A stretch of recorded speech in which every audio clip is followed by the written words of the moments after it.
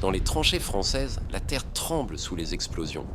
La fumée envahit l'air, les tirs résonnent sans arrêt et les soldats avancent dans la boue glacée, épuisés, sous une pluie d'obus.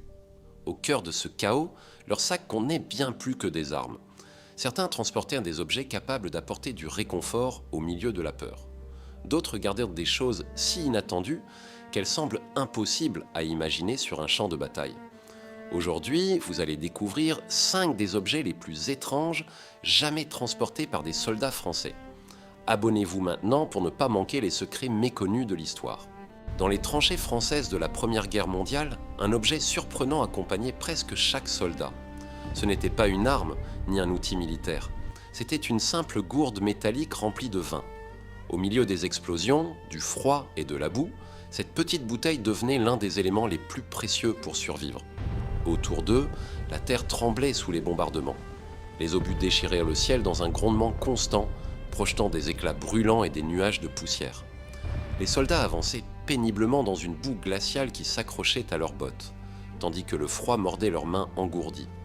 Dans ce chaos, la gourde de vin n'était pas un luxe. Elle faisait partie de l'équipement officiel distribué par l'armée française.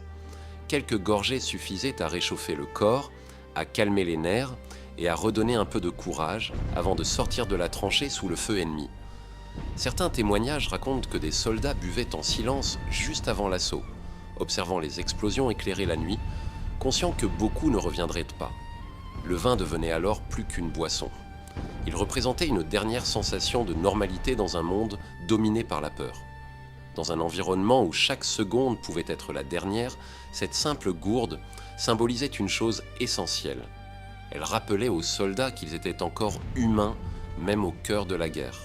Dans les tranchées françaises, certains soldats transportaient un objet totalement inattendu sur un champ de bataille.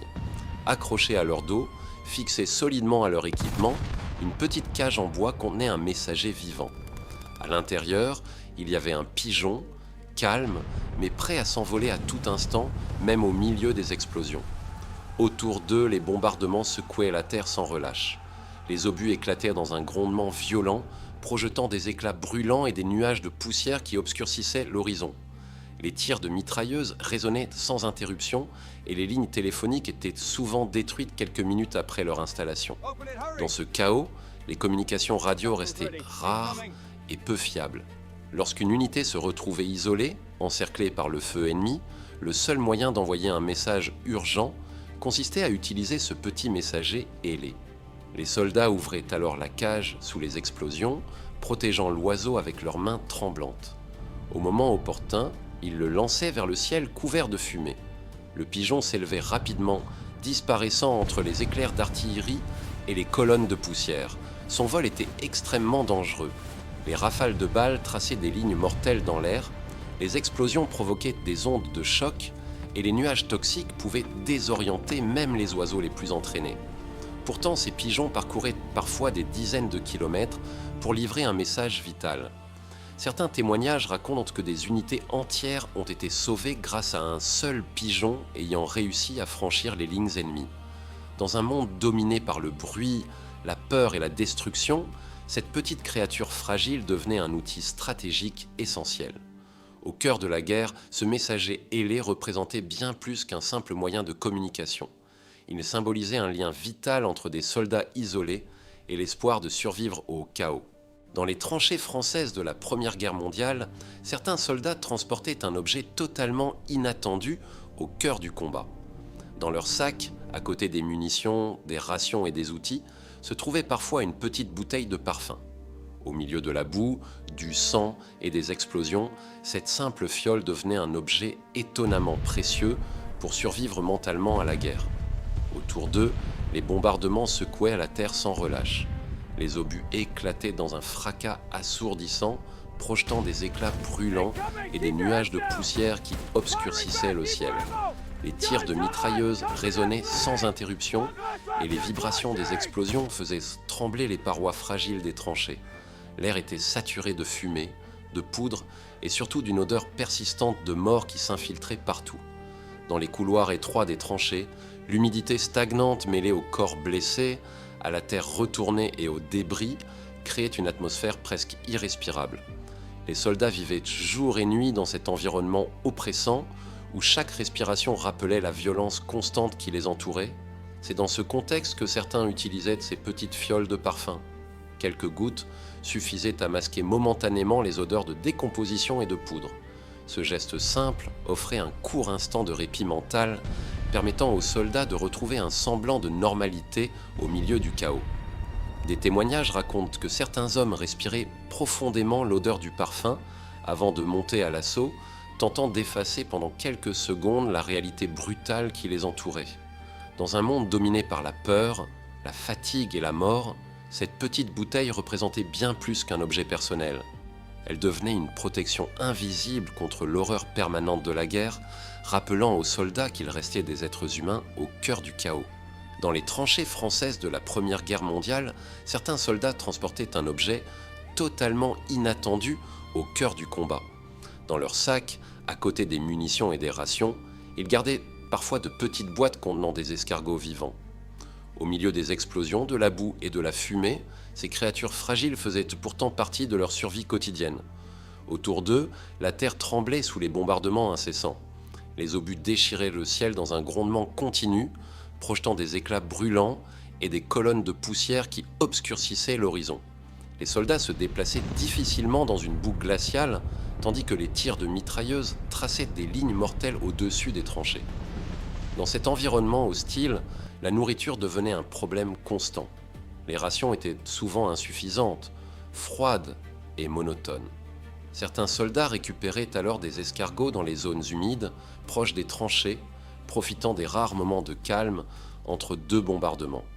Ces escargots étaient conservés dans de petites boîtes ou des sacs improvisés, protégés de la boue et des chocs. Lorsque la nuit tombait et que les tirs se faisaient plus rares, les soldats les cuisinaient rapidement au-dessus de petits réchauds ou de flammes improvisées. Des témoignages racontent que ces repas improvisés offraient bien plus qu'une simple source de nourriture. Dans un monde dominé par la peur, la fatigue et le danger permanent, préparer et partager ces escargots permettait aux soldats de retrouver un instant de normalité au cœur du chaos. Au milieu du bruit des explosions et de l'odeur de poudre, ces petites créatures représentaient un symbole inattendu de survie et d'adaptation dans l'enfer de la guerre. Dans les tranchées françaises de la Première Guerre mondiale, un objet attirait immédiatement le regard sur le champ de bataille. Ce n'était ni une arme, ni un équipement technique. C'était un uniforme, et plus précisément un pantalon rouge vif que portèrent les soldats français au début du conflit. Visible de très loin, il devenait malgré lui l'un des éléments les plus dangereux qu'un soldat pouvait porter. Lorsque les combats éclataient, les explosions secouèrent la terre avec une violence constante.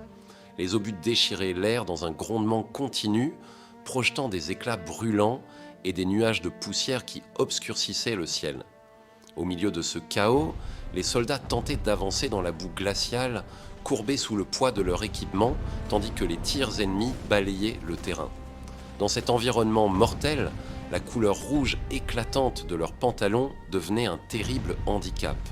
Sur les champs ouverts, sous la lumière du jour, ces uniformes rendaient les soldats visibles à des centaines de mètres. Les tireurs ennemis pouvaient facilement repérer leurs silhouettes, même au milieu de la fumée et de la confusion. De nombreux témoignages racontent que lors des premières offensives, des unités entières furent décimées en quelques minutes.